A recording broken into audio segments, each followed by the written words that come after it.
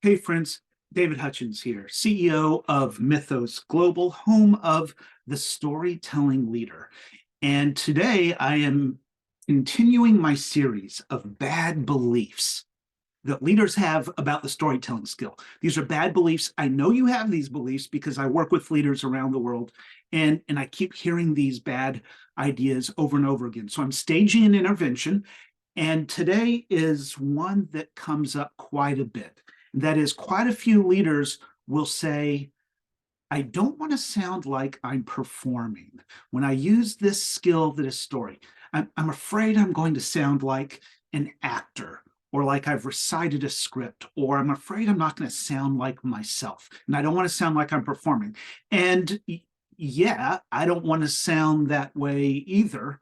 And there's something about this word storytelling that makes people think of a performance. And I always tell people that this work that I do it's leadership development. It's the work I do is not about presentation skills. I don't do public speaking training. It's about activating your voice of influence as a leader. And and so it's not about acting. It's not about performing. It's about taking this age-old technology, humanity's oldest technology for sense making and for connection and identity and forming tribe and moving forward together. And all we're doing is taking this old capability that already lives in your brain, and we're connecting it to the work that we care about. And so when you do this right, you won't sound like you're performing.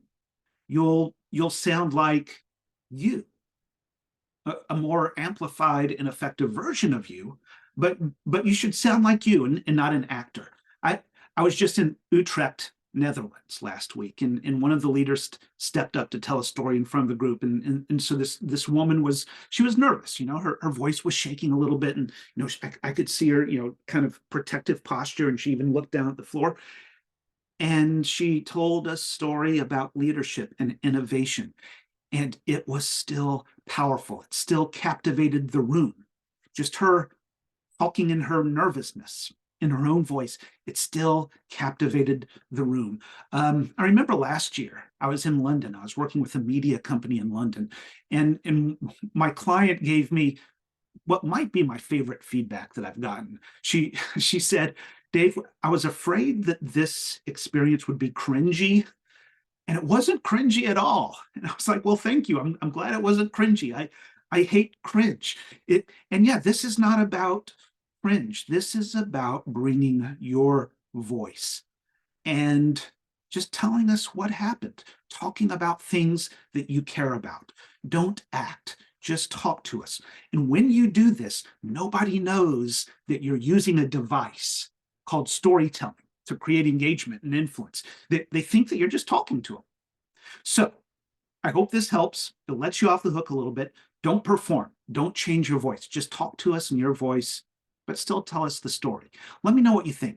Give us some comments below, and then I'll be back in a couple days with some more bad beliefs as I continue to stage my intervention.